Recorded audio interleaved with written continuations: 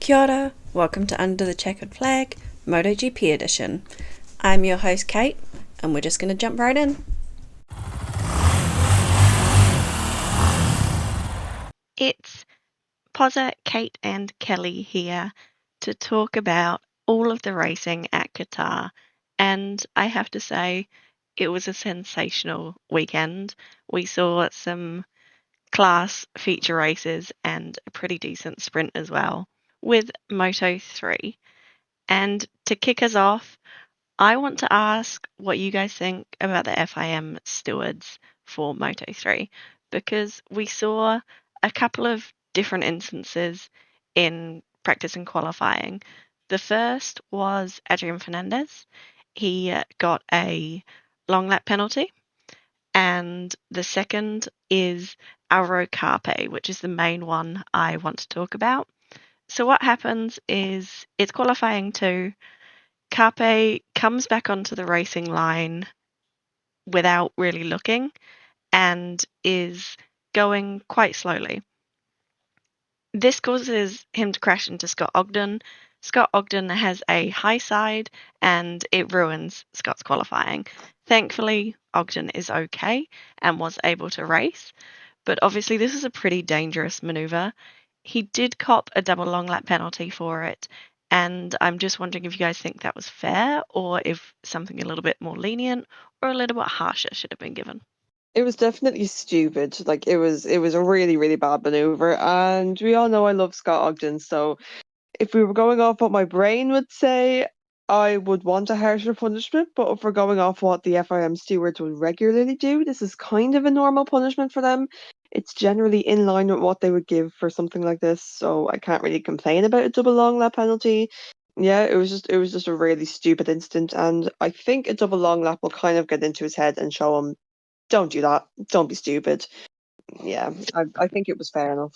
Yeah, I also think it was a pretty fair penalty for both riders, honestly. The crash with Fernandez and Dennis Foggia.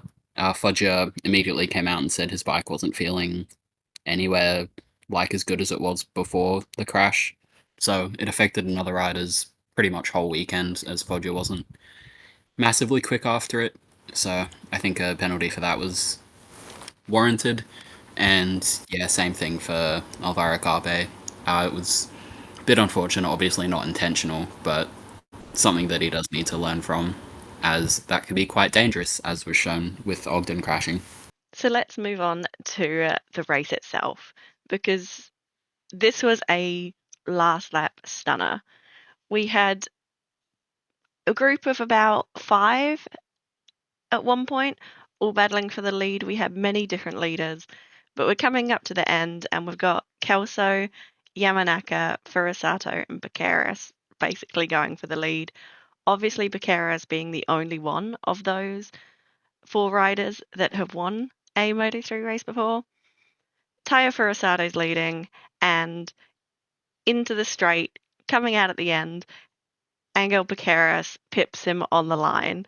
I have to admit, I was a little bit heartbroken. It was sensational to see, and the gap was 0.009 of a second, which is super close, and we'll definitely have a photo on screen. It was just a sensational race.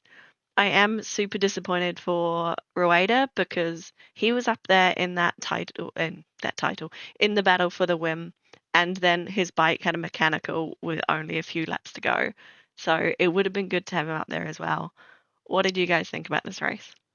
In terms of racing, it was great. Over the line finish, and I mean, not even a second between them. Probably not even a tenth of a second. Absolute madness, and that's exactly what we want to see in Moto3. Just beautiful. In terms of my predictions, not really as good because Rueda unfortunately didn't finish the race. Thank God it wasn't a crash. It was unfortunately a technical issue as his bike blew up. Not literally, just smoke. So that was quite annoying. And for our guy Cormac Buchanan, who just had a crash, I can't really say much more about it. He crashed, unfortunately. Could have been on for points, and it just didn't happen for him not today, yesterday. So yeah, that was a bit annoying, but I'm okay with an Anglo Bacaras win, even if I didn't have him on my predictions at all. I wanted him to win. I really did, and I feel like I just felt like he had the potential to do that. So I'm really happy for that. And he had a great last minute maneuver on Furusato, even though I would love a Taro Furusato win. I can't judge Piqueras for that move. So yeah, just a beautiful race. And a shout out to Munoz for not crashing. He didn't crash, guys, and he finished sixth. Like, please, can we acknowledge that? It was beautiful. Yeah, I thought it was a good race as well. Obviously, the last few laps were really exciting. It was a bit of a shame for Furusato because he just kind of went a bit too defensive into the last corner, which can happen. Ran a bit wide, and Piqueras went from third to first just on the exit because Yamanaka went wide as well. But it was still a good result for all three of them, really. And yeah, we'll wait for Furusato's first win goes on, but I think he'll definitely get it at some point, possibly this year. Aside from that, covering the rookies as I always do, Guido Pini was the top rookie in P10. There are a few more rookies in the points. Alvaro Carpe was 11th after his 2 long lap penalties, which was a pretty good recovery. Veruche Moodley was in 13th, with Valentin Peroni, the last rookie in the points, in 15th. Let's look at Moto 2. So, obviously, I'm going to ask a question first, and that regards to Jake Dixon, because he binned it on Sunday, and with that, loses his World Championship lead. My question to the two of you is, do you think Dixon can be consistent enough over the course of the season to be a serious title contender? Yeah. Okay, right. Hear me out. Right. I know some people are going to be like, no, because like last year he was consistent for like 2 races and then wasn't. I have faith in my guy. Okay, please let me have faith in my guy. I feel like a one-off incident in a race doesn't mean that he's not going to be a title contender at all. He seems to have the mentality. He appears to just be very, very well capable of doing it. So in my head, Dixon is very well capable. A crash doesn't mean anything in most situations. I kind of feel like he's one of those riders in mainly Moto2 that has always sort of struggled with consistency. There's a few more that I'd put in that list as well. But I feel like he's never normally showed up as he has at the start of this season. So I feel like that's probably a good sign. Obviously, unfortunate mistake in the race, but I'm fairly sure he'll bounce back. And he's on a good bike with a good team, so I think it's all set there for him to do pretty well over the course of the season. I'm in mixed heads about it. I think that if he doesn't let this get to him, he'll be able to stick it out a bit better and have that consistency. But if it does go to his head a little bit, then I think it would just take a bad result in Jerez, and yeah, it'd go downhill from there. Hopefully that doesn't happen though. Looking at the Moto2 race itself, we saw a new fairing on some of the Calyx bikes this weekend, which do seem like it must have had a positive effect, judging from the results. I do want to shout out Danny Holgado, just because he had such a strong weekend, and I honestly thought he was on for a podium at one point. I'm a little bit disappointed that he didn't get that podium. Overall, it was quite a clean race, which is always nice to see, and the podium ended up being Manu Gonzalez MP3, Dennis Onchu MP2, and Aaron Canet MP1. So, thoughts on this race? I know one of you will be exceptionally happy with this result.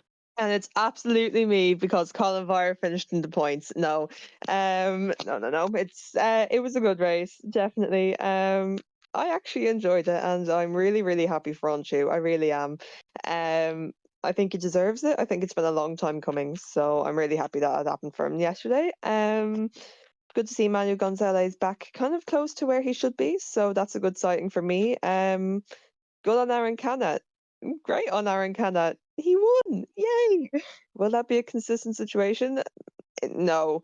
Sorry. I wish it was, but it won't be. But I like the fact that he won. That's maybe a bit happy. Danny Holgado, top rookie again in fourth. That is mental. Absolutely insane. I think he was already ready for Moto2 last year, but I don't know. I think that might just be me. yeah, Celestino Vietti didn't crash. Okay, there's progress here. There's good things happening. My man Zonta van der Gorberg also didn't crash, which is good. He didn't finish anywhere I wanted him to be, but he didn't crash. Then Colin Vire finished right behind him. The two Dutchies were together. Both in the points, which I'm really, really happy over. In terms of crashes, yeah, just Jake Dixon. I really wish it didn't happen. But I'm glad he's okay. I'm glad everyone's okay, and excited to move on to next weekend where he will hopefully win. I obviously thought it was a pretty good race with how my particular rider went. I'm sure most of you guys are well enough familiar with who that is. But yeah, Dennis Onju second on the podium, first podium of the year, and sort of a more typical race that he's had in like Moto3 where he's led most of it and just couldn't get it over the line in first. But I'm still really happy with second. Just managed to kill his tires a bit too early, which was something Aaron Canet said would probably happen and would decide the race just in general. But good progression. His team was saying that he was putting a bit too much pressure on himself in the first few races, so P2 is a really good result. After that, covering some of the rookies, as always, Holgado was in fourth, as we mentioned. David Alonso was 11th, with Colin Vire 13th, as Kelly mentioned. And I do just want to come back to Aaron Canet's win, because it wasn't just a straightforward win. He absolutely botched the start, front wheel in the air, dropped back to 14th, so he had to fight his way back through the field to get that first place, and I just think that was, yeah, an incredibly great ride from him as well. MotoGP then. So before the racing had even started, we had a very interesting qualifying because Pecco Bagnaia binned it, which is obviously not ideal. You generally want to stay on the bike. Because he did it in Q2, this ended up with him all the way down in P11 from memory for both the sprint and the Grand Prix. So obviously very much on the back foot. The sprint was pretty good. It wasn't sensational, but it also wasn't boring like we've seen some of them. We did see some good battles, but we ended up with a podium that was pretty predictable, really, with Franco Morbidelli in P3, Alex Marquez in P2, and Marc Marquez in first place. What are you guys' thoughts on the sprint? I really enjoyed the sprint, but I think a lot of that comes from me being an Aldeguer fan. Like you said, the podium was predictable enough. Obviously, you have Mark P1, Alex P2, and then P3 is kind of open in the books for whoever qualifies in that area.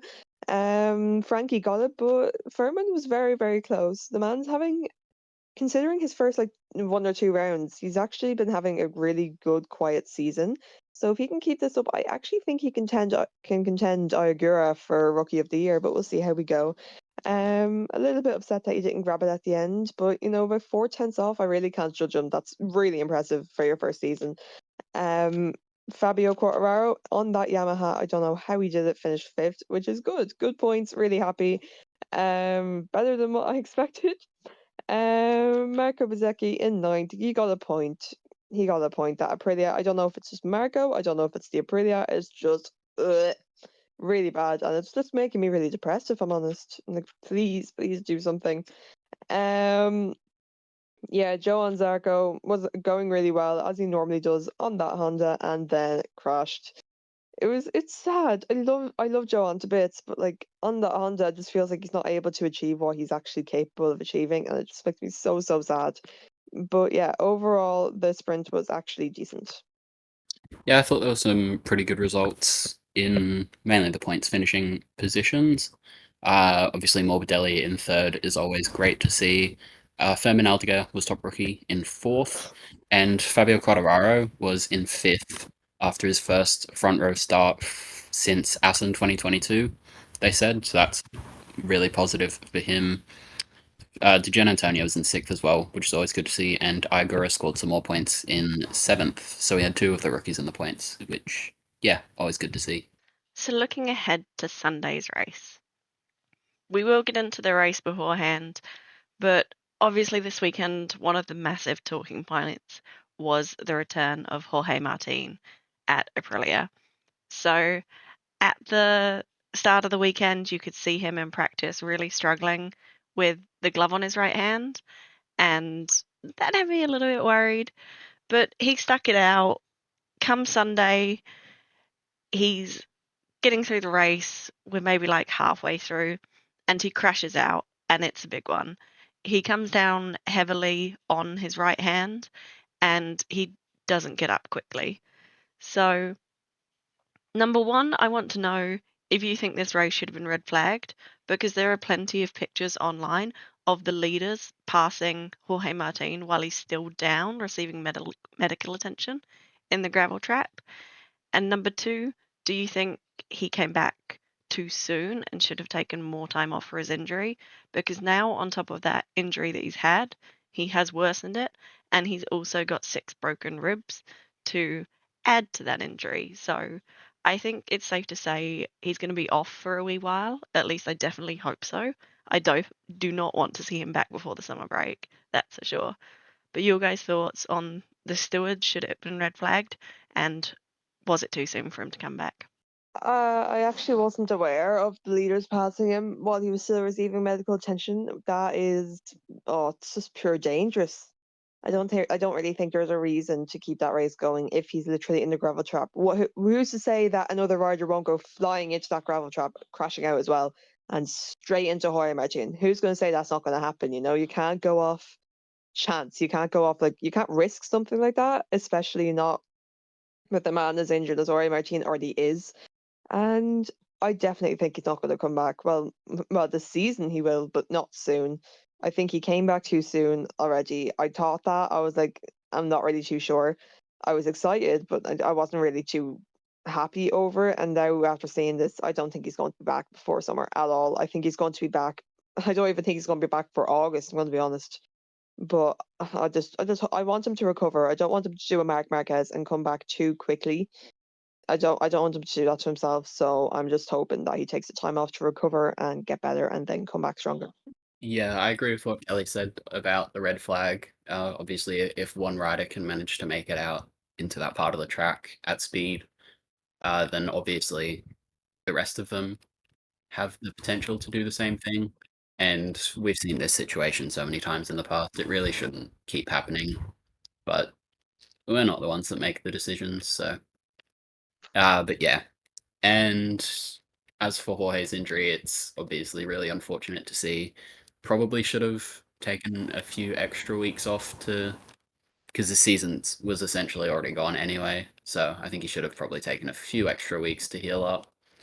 And yeah, hopefully we can see him back in full fitness soon, but it'll probably be better for him to even wait a few extra weeks after that, just to be sure. So let's look at the Grand Prix race, because we saw surprising results, I suppose we could say.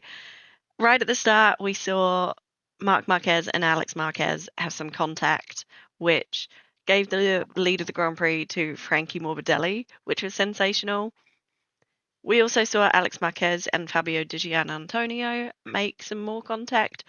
It basically punted Di Gia straight down the order, and his race didn't really recover from that. Alex Marquez did get a long lap penalty, I believe, for that, and his race wasn't totally ruined. But I want to talk about Maverick Vinales, because I do not know how he pulled this performance out of him. He came through the field, led the Grand Prix for quite a bit, and then crossed the line in second place. It was a sensational ride for him. Unfortunately, tyre pressures, the bane of our existence. He did receive I think it's a 16-second time penalty for being under the limit, I'm going to say. And that put him down into P14. But in my head, he's always going to be P2. But the standings are officially Morbidelli in P3, Pecco in P2, and Marc Marquez in P1 for this race. What did you guys think about the race? And feel free to grumble about tyre pressures. In terms of the actual race, I found it quite enjoyable. I think we all know I'm not the biggest Maverick Vinales fan, but I can't say that this ride wasn't great. It really was. I feel judgmental if I said it's his one good ride of the season, then he's going to drop off like a stone, but he will, unfortunately. On track, very, very good race. I loved it to bits. I'm very annoyed that tire pressure was the one thing that brought him down, but at the end of the day, he got to stand on the podium. He got to feel like he got to enjoy it because he knows he like in a moral aspect he won. Well, not won, but like he in a moral aspect he got that podium. He knows it, so I think he can be happy with that. In terms of the race, I like the podium. I think the Franco Morbidelli, who has been promoted up to P3 after Maverick's penalty. Furman Aldegar once again had a very quiet, good race, finishing in fifth. Fabio Quartararo once again got good points, finishing in seventh for Yamaha. Good weekend for them, I'd say. Marco Bezzecchi, 7 points in ninth. Once again, is ninth his favourite position to finish in? I'm not really too sure, but it seems like it. Enea Bastianini managed to get points. I don't know where he pulled it from, but I'm not complaining whatsoever. Really happy with that. Just a shout out to Joan Mir, who missed the sprint due to illness and then managed to go out onto the race and try put up performance. Unfortunately, he didn't finish the race, but just shout out to him for even going out and attempting, because I know if I was that sick, I absolutely wouldn't. So fair play to him, genuinely. Yeah, KTM, they all finished in the points. I mean, you can't really complain about that, but I just wish Maverick could have kept his podium. Yeah, it was obviously a very good result for Vinales. I can't quite remember where I saw this, but I'm fairly sure I saw something which I thought was quite interesting.